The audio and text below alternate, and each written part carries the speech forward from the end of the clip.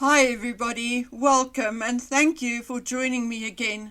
You know, sometimes it is hard for me to make these videos because there are so many more serious things to think about. But every time I reach the point where I think I just cannot do it anymore, I just cannot take looking at Harry and Meghan anymore or talking about them anymore. I mean, if them, karma or God will get them. Every time I reach that point, something happens, and I am shown or made aware that Harry and Meghan are in our faces doing what they're doing because they are the poster children for almost everything which is wrong with our world and society. They are like walking, talking red flags. Warnings. I do not know how to effectively describe it, but let's say Harry and Meghan are our show and tell, our living examples, a real life experiment of what not to do. So then I come to the conclusion that I can just as well continue talking about them because they are there. They make themselves available to be used in such a way as a sort of learning tool, so to speak. Now, this may only be my very unprofessional opinion, but it is no joke. This is actually serious. I want to make it very clear to you that I'm no fly on the wall, so whatever I say to follow this is merely an opinion. Speculation, okay? Now, I'm of the opinion that Meghan Markle is in deep, deep trouble, more so than Harry. Look, we know that both of them have a tendency to use and abuse drugs and alcohol. Not because I say so, no, because they themselves said so. So that part, so far, is not speculation. It is fact. Openly now discussed in Harry's book, online, and even in court in the case between the Heritage Foundation and Homeland Security. So far, they cannot sue me because it is fact and I'm not the only one talking about it. But there was a time when Harry displayed the typical behavior of an addict, and although he does indeed look much healthier lately, I am of the opinion that he still smokes weed and on occasion also uses something else. But I think he has cut on the alcohol. Unfortunately, I had a number of close relatives, my one grandfather and two uncles who were complete alcoholics. And Harry had that particular look, which I do not see much of lately. So although I cannot say he cut alcohol completely, he has definitely cut down. However, the pupils are still a little constricted in normal light sometimes, and he still has what I call in my unprofessional way, monkey eyes from time to time. Meghan, on the other hand, I sincerely think she is currently self-medicating. Something is so far off with her, it just ain't funny. And I'm not talking about her personality disorder. No, there is, in my opinion, of course, something else. I have heard that during her Suits days, Meghan was not against using a bit of coke. No, not the cola kind, okay? As a matter of fact, it was allegedly her favorite party line. Now, please, do not come for me. Go and track your Soho House and other Toronto buddies, Meg. I'm only saying so because they said so.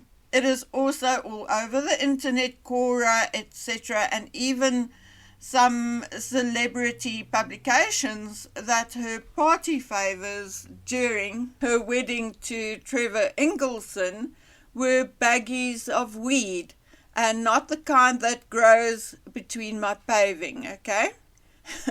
Anyway, so far, so good. I'm safe. I'm just the messenger. I did not create these stories. It can be found in numerous places online. I mean, public domain and all those things, okay? But here comes my personal speculation. I think Meghan has become more than a recreational user over the last few months. Now look, I'm not accusing her of anything. I may be completely wrong. It can be due to many other things, low blood sugar or low blood pressure. But there's one symptom which cannot be due to low blood pressure or low blood sugar, and that is the constricted pupils and the manic behavior. It has been a while that I noticed some behaviors which are not exactly the norm. I'm going to list some signs of the so-called powder addiction, and then you can go tick the signs off for yourselves. Okay, first one.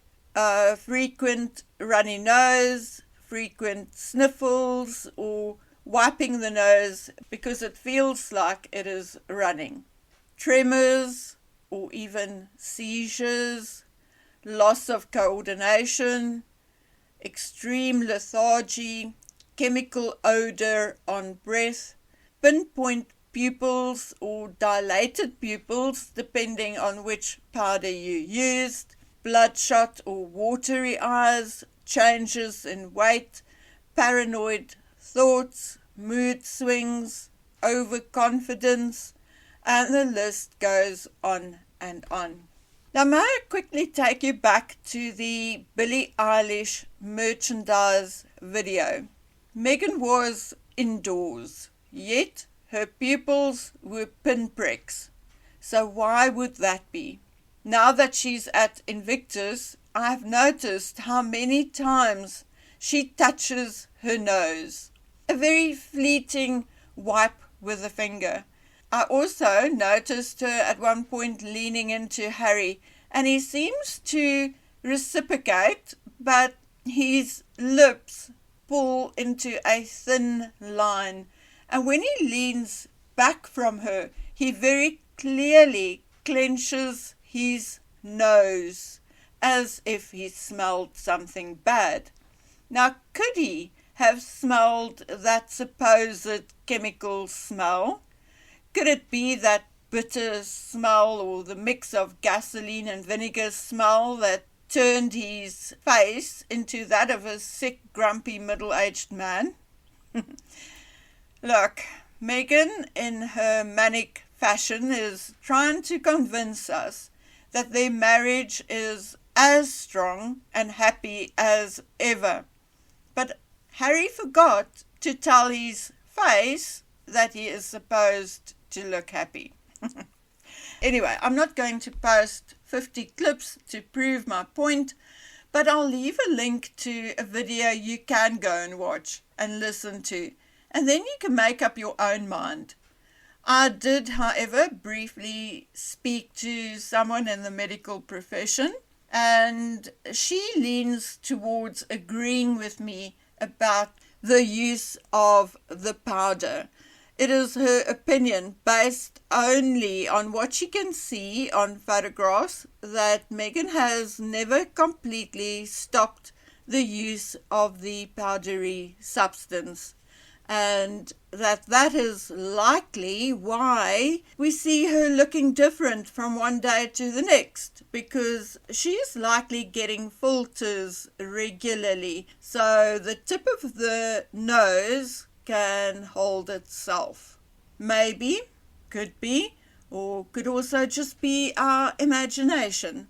For legal reasons, I have to make that very clear. Okay, now let's move off that topic. So despite all the Canadian government has turned down their request for a stay in a 5-star accommodation, they are indeed in a $5,000 per night hotel room. I wonder who is paying for that, Invictus or the Canadian government?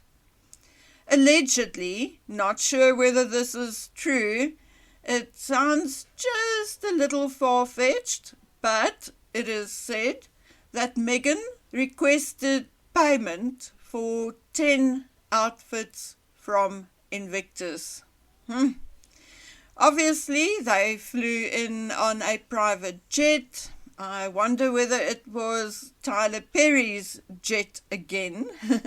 There could be 2 reasons why they took a private jet. Well, actually more, but one reason could be so that they could bring their medications, private jet, land on a private airstrip, get picked up off the tarmac kind of thing, or take some merchandise back with them.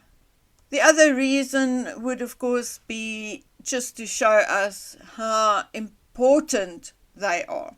Okay, guys, this is enough for me on the grifters for one day, particularly seeing that I do have other things on my mind. I need to think about those things, though, and then I'll likely post something on my other channel, Bookworm on the Case, or I really do not want anything I say to jeopardize this particular channel. So I'll think about it for a day or so, and I may even then end up publishing it on Rumble and not here at all. But I will let you know. Okay, guys and girls, I'll see you soon. And until that happens, please take good care of yourselves. Bye.